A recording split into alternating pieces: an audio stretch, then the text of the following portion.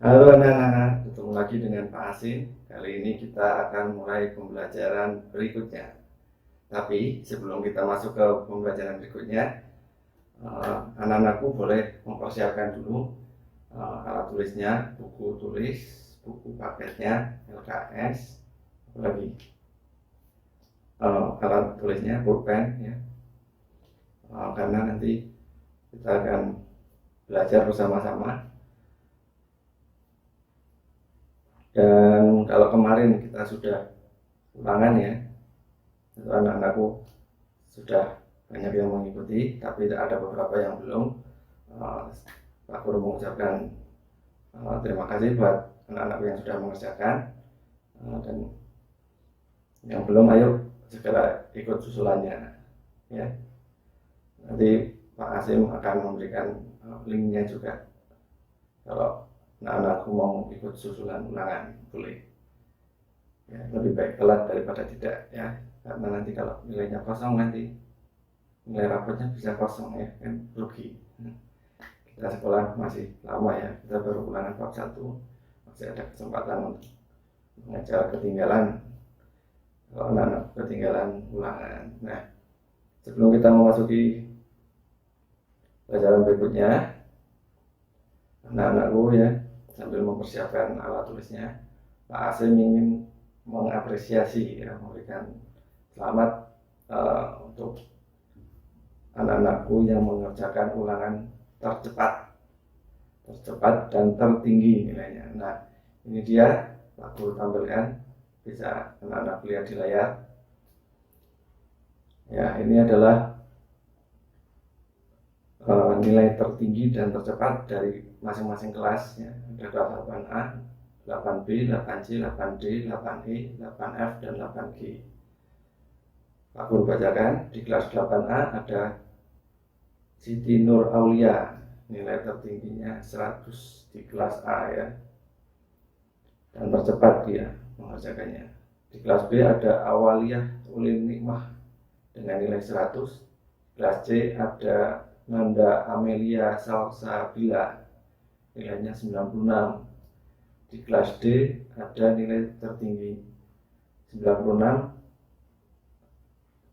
Dewi Nur Aini. Sedangkan di kelas E ada Noni Brilliantias, nilainya 96. Di kelas 8F nilainya 100, yaitu Cahya Wayunitias. Ini tercepat ini ya. Kalau yang 100 biasanya ada banyak ini, ada 100 banyak-banyak, tapi yang tercepat yang ini. Di kelas 8G ada RA Wandira Soekarno Putri, skornya 96 ya. Sekali lagi saya mengucapkan selamat pada anak-anakku yang bisa mengerjakan dengan cepat dan nilainya bagus ya, bagus sekali ya. Ada yang 9, ada yang 100, luar biasa. Kalau 96 ini kemungkinan salahnya 1 ya, 1 atau 2 ya, 1 ya, salah satu nomor. Nilainya 96, ini mendekati 100 lebih. Luar biasa karena mengerjakan cepat, nilai tercepat dan tertinggi, luar biasa. Nah, kalau anak-anak sudah mempersiapkan alat tulisnya, sudah belum? Sudah siap? Nah, langsung saja kita mulai pembelajarannya.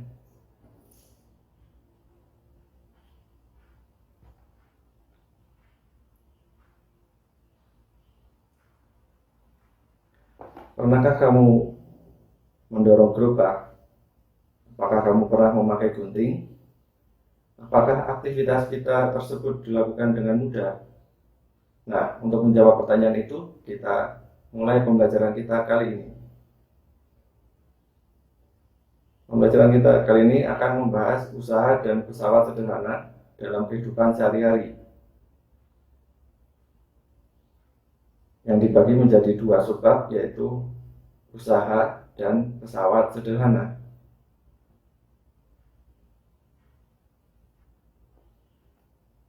Nah, untuk yang pertama kita akan membahas usaha terlebih dahulu. Besar usaha ditentukan oleh besar gaya yang diberikan pada benda dan besar perpindahannya. Secara matematis kita tuliskan W sama dengan F kali delta S, di mana F adalah gaya yang diberikan oleh benda, dan delta S adalah besar perpindahan gaya. W di sini adalah usaha, satuannya Joule, sedangkan F adalah gaya, satuannya Newton, dan delta S adalah perpindahan, satuannya meter. Nah, dari rumus matematis ini bisa kita simpulkan bahwa semakin besar gaya yang digunakan untuk memindahkan benda, semakin besar pula usaha yang dilakukan. Selanjutnya, semakin besar perpindahan benda, maka semakin besar pula usaha yang dilakukannya. Nah, ini hampir mirip ya. Jangan sampai terbalik. Untuk menggerakkan benda, tentu kita membutuhkan energi. Dan laju energi atau daya adalah besar energi yang dipergunakan dalam setiap detik, sehingga dapat ditentukan dengan cara membagi besar usaha dengan selang waktu. Secara matematis kita tuliskan P sama dengan W per T.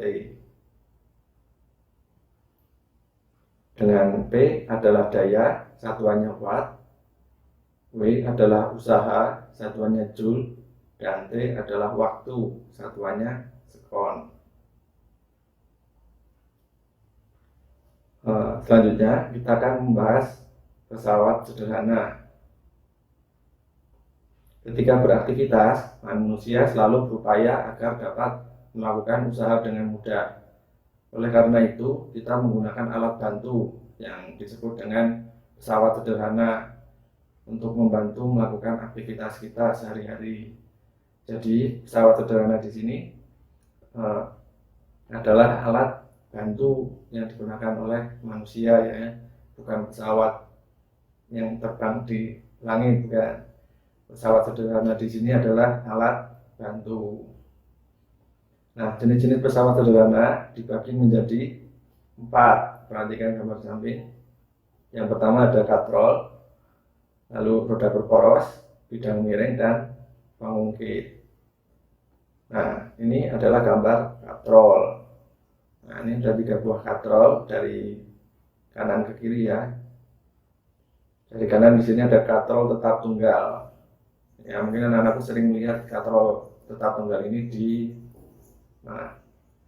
ya, di sumur, ya, sumur timba, sumur kerek. Nah, atau saat bangunan,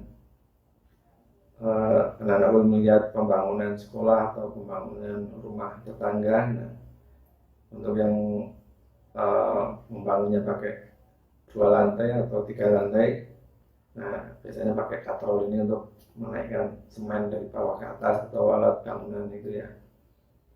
Nah, tapi yang paling banyak kita lihat tentunya sumur timba, karena sumur timba ini di lingkungan kita masih ada, ya, masih sering kita jumpai. Selanjutnya katrol tunggal bebas. Oh ya, sebelum katrol tunggal bebas ini ada besarnya Fk sama dengan Fg. Fk adalah gaya kuasa dan Fb adalah gaya beban.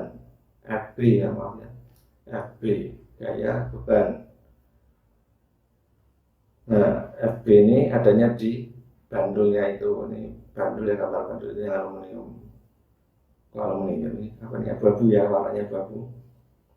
Ini adalah Fb gaya bebannya, dan Fk nya adalah tari yang sebelahnya lagi, yang sebelah kanannya lagi. Nah, untuk gambar yang di tengah ini adalah gambar katrol tunggal bebas. Nah, katrol tunggal bebas ini katrolnya bisa jalan-jalan. Biasanya kita melihat di flying fox. Udah pernah ikut outbound belum? Kalau kita sering ikut outbound, nanti ada flying fox yang kita bisa meluncur bebas dari atas ke bawah pakai katrol. Nah, ini pakainya katrol tunggal bebas. Nah, besarnya Fk adalah setengah Fb. Jadi ini untuk meringankan meringankan tarikannya, lebih ringan ditarik. Nah, di sebelahnya lagi ada lagi namanya satu katrol tetap dan satu katrol bebas. Sebelah kiri ya, kalau anak-anak melihatnya sebelah kiri. Sebelah kirinya lagi ada satu katrol tetap dan satu katrol bebas. Nah, ini juga besarnya FK sama dengan setengah FB, sama gunanya untuk meringankan gaya yang kita keluarkan.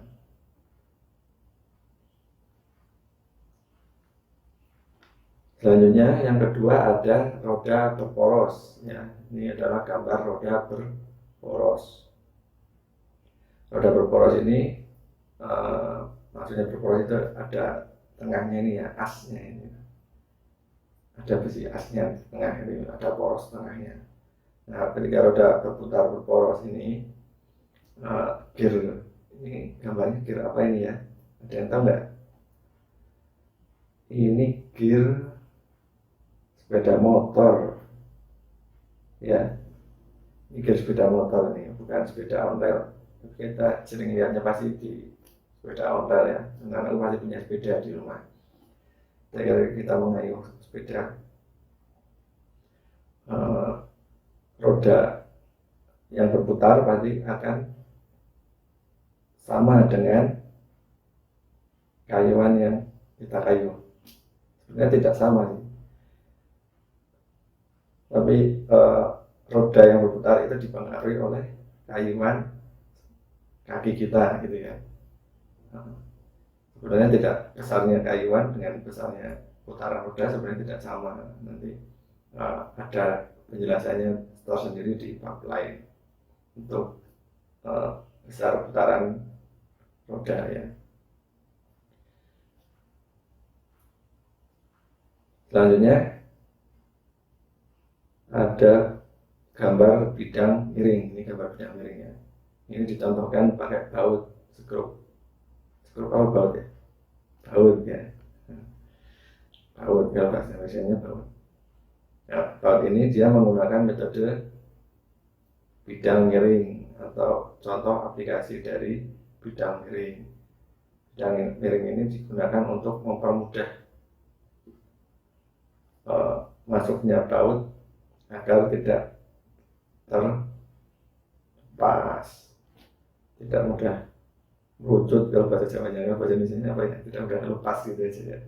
Tidak mudah lepas. Jadi untuk mengencangkan dua buah benda biasanya agar tidak lepas itu pakainya bidang miring. Dimasukkan juga mudah, dicopotnya susah gitu ya. Copotnya juga harus bidang miring lagi. Itu. Nah, selanjutnya perhatikan gambar di samping. Ini ada gambar bidang miring. Masih kita membahas bidang miring bahwa besarnya KM adalah gaya beban per gaya kuasa. Nah, gaya beban di sini kita lihat gambarnya itu mengarah ke bawah ya, baloknya miring, lalu FB ya, gaya bebannya ke bawah, sedangkan FK-nya gaya kuasanya dia turun ke bawah. Nah, karena ini adalah bidang yang sama, apa namanya, bidang yang sama ya, sama-sama segitiga ya, yang satu ke bawah, FB-nya juga ke pusat bumi gitu ya. Nah, segitiga ini sama persis sebidang ya, bisa dikatakan sebidang sama persis dengan segitiga yang oranye, yang berwarna oranye, yang alasnya yang berwarna oranye. Nah, ketika yang oranye ini kita lihat ada H di situ. H itu height ya, bahasa Inggris height artinya tinggi, dan ada L panjang sisi miringnya, kita tulis L. Nah, maka nilai H dan L ini sama persis dengan nilai FK dan FB, sehingga dapat juga kita tuliskan bahwa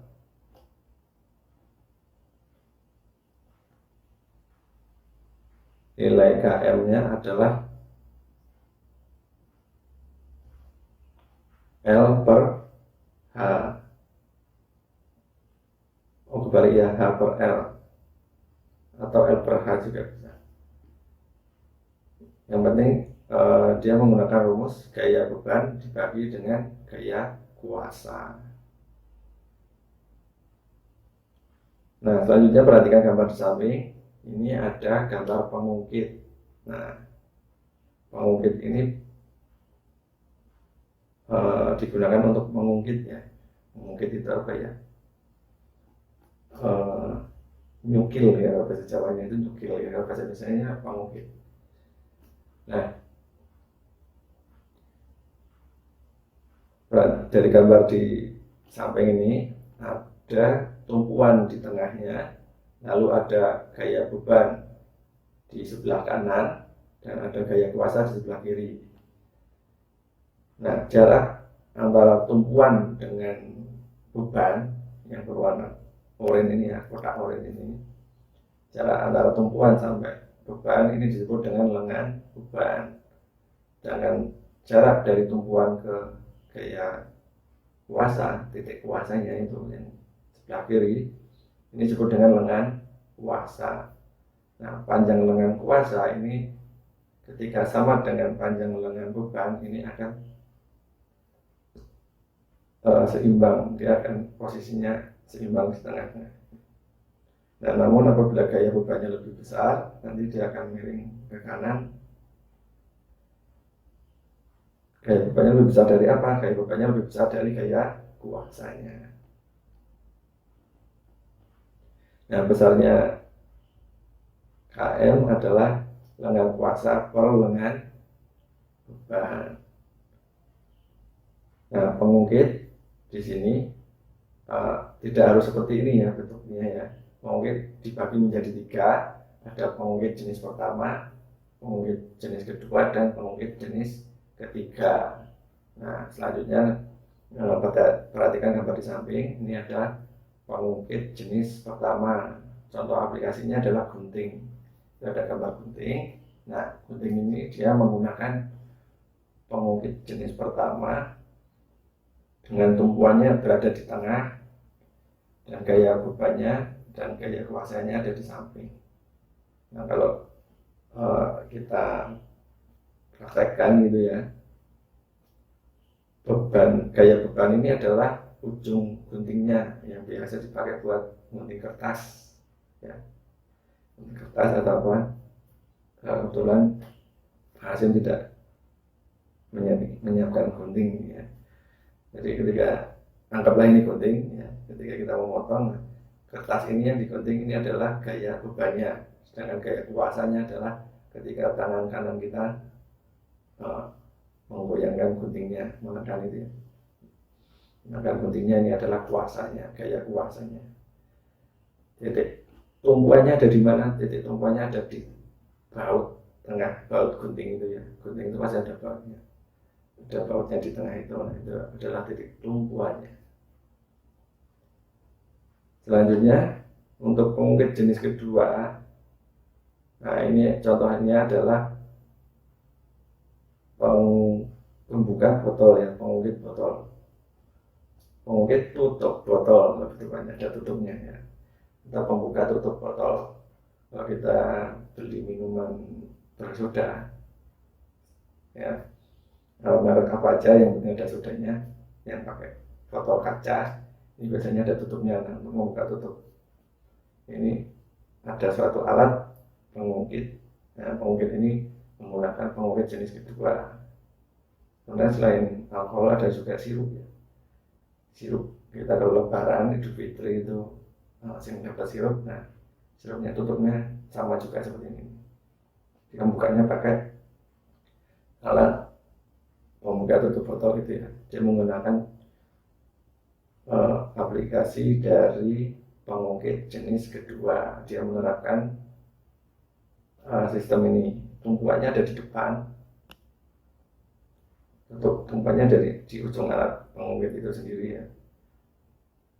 Jadi tumpuannya, sedangkan gaya kuasanya adalah gaya tangan kita yang menarik ke atas. Ini adalah gaya kuasanya, dan gaya bebannya ke bawah. kalah dengan gravitasi bumi. Selanjutnya, yang terakhir pengungkit jenis ketiga. Nah, pengungkit jenis ketiga ini contohnya adalah pinset. Ini gambar pinset. Pinset ini adalah alat untuk mengambil benda kecil ya, karena pinsetnya kecil. Kalau yang besar itu biasanya buat ngambil gorengan. Kalau anak-anakku sering nonton orang jualan gorengan ya di pinggir jalan, ada alat capit gorengan itu. Nah, itu juga pinset yang ukuran besar ya. Namanya bukan pinset, namanya ada sendiri. Kalau pinset itu yang kecil ya. Nah, itu dia mengaplikasikan atau mempraktekkan dari pengungkit jenis ketiga. Tumpuannya ada di belakang. Nah, ini tumpuannya di belakang. Kalau di gambar yang paling kanan ini tumpuannya ya.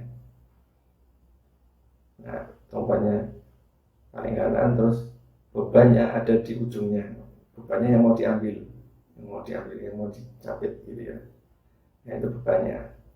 Sedangkan gaya kuasanya ada di tengah alat itu sendiri, berlawanan dengan bebannya. Nah, selanjutnya perhatikan lagi gambar di samping. Ini adalah prinsip kerja pesawat sederhana pada sistem gerak manusia. Nah, ketika kita beraktivitas ya sehari-hari, ini contohnya adalah angkat beban. Nah, anak-anak udah pernah angkat beban belum? Jarang ya. Mungkin anakku juga nggak punya ini barbel. Ini namanya barbel, angkat beban.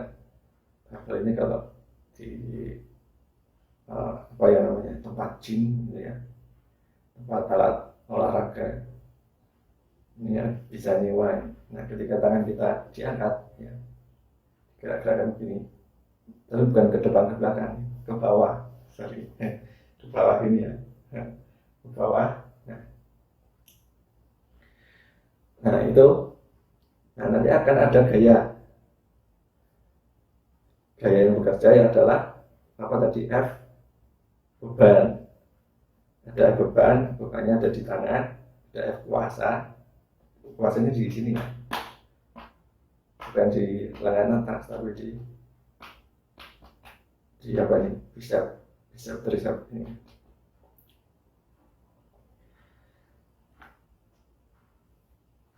Lalu titik tumpuannya ada di sikut ya. Titik tumpuannya ada di sikut itu ini ya. Nah, jadi angkat beban ini. Sekali lagi, titik tumpuannya di bawah.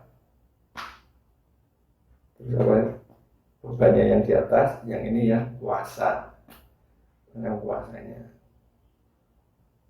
Yang kita gerakkan ke atas dan ke bawah itu kuasanya. Maka untuk angkat beban ini dia akan membesarkan otot lengan bawah ya. Hasta, kalau kemarin kita bicara tulang, ini namanya tulang hasta. Jadi untuk membesarkan tulang hasta. Selanjutnya ini juga ada aktivitas selanjutnya, yaitu bulu tangkis. Bulu tangkis ini dia menggunakan pengungkit tiganya sekaligus ya. Dia menerapkan pengungkit jenis 1, juga sekaligus menerapkan pengungkit jenis 2, dan menerapkan pengungkit jenis ketiga. Pengungkit jenis ke-1 ini dia adanya di kepala ke atas ini ya. Anak-anak bisa lihat sendiri gambarnya di sana. Ketika pemain bulu tangkis menggunakan otot leher untuk mengangkat kepalanya, ini dia menggunakan jenis pertama. Sedangkan pengungkit jenis keduanya dia ada di kakinya. Ketika kakinya jinjit ya, bahasa Indonesia jinjit, akan melompat menjinjit gitu. Nah, beban berada di antara titik tumpu dan kuasa. Kondisi ini terjadi ketika otot betis pemain bulu tangkis mengangkat beban tubuhnya dengan bertumpu pada jari kakinya. Sedangkan pengungkit jenis ketiga, dia terletak di antara titik tumpu dan beban. Kondisi ini terjadi ketika pemain bulu tangkis mengangkat otot lengan dan bahu. Nah, ketika sudah mau nyemes ini posisi mau nyemes ini. Nah, dia melompat, smash ya, gitu nanti dia menggunakan bongkit jenis pertama, kedua, dan ketiga sekaligus dalam satu waktu. Nah, apalagi contoh olahraga lainnya sebenarnya tidak harus di olahraga, semua aktivitas bisa kita terapkan. Begitu saja yang dapat kita pelajari ya. Bersambung sampai jumpa di pembelajaran selanjutnya. Semoga menambah ilmu pengetahuan anak-anakku semuanya. Dan pesan Pak Kasim untuk pertemuan selanjutnya kita akan ulangan lagi. Wah, cepat sekali ya. Baru kemarin ulangan kita ulangan lagi. Ya, memang ini satu babnya cukup singkat. Sebenarnya singkat atau tidak kita yang mengatur ya. Anak-anak dapat mengatur sendiri. Anak-anak bisa membaca buku paket, membaca LKS, membaca apa lagi, menonton video ini. Nah, waktu yang diperlukan anak-anakku untuk belajar Pak Asim bebaskan ya, karena anak-anakku sedang berada di rumah, sedang mengikuti pelajaran ini secara daring ya, daring asinkron. Ketika live ini berlangsung mungkin kita sinkron ya, anak-anakku bisa menyapa Pak Asim lewat live chat. Tapi ketika anak-anak menonton ini secara ulang, ya, berarti anak-anakku sedang belajar secara asinkron, yaitu belajar yang tidak sinkron ya. Asinkron berarti tidak sinkron, kita tidak bareng waktunya ya, anak-anakku mungkin nontonnya siang hari, ada yang nonton sore hari, ada yang nonton malam hari. Nah itu Asim perbolehkan. Memang saat ini kita sedang menerapkan merdeka belajar. Inilah yang disebut dengan merdeka belajar, yang mana anak-anakku bisa belajar meluangkan waktu sendiri kapan anak-anakku mau belajar membaca atau tidak ya, atau beraktivitas lain di rumah, karena masa-masa anak-anakku ini adalah masa-masa untuk belajar, untuk bersekolah. Itu jangan lupa besok kita akan ulangan Jumat depan ya. Untuk Jumat ini materinya bab ini cuma satu bab saja, cuma satu video, tidak panjang-panjang, yaitu usaha dan pesawat sederhana dalam kehidupan sehari-hari. Jangan lupa terus berlatih, terus belajar. Yang belum ulangan kemarin boleh ikut ulangan susulan, karena besok kita akan ulangan lagi. Silakan japri saya melalui grup yang sudah kita bikin bersama-sama ya. Begitu. Semoga video ini bermanfaat, tidak usah berlama-lama. Sampai jumpa di video pembelajaran selanjutnya. Dah.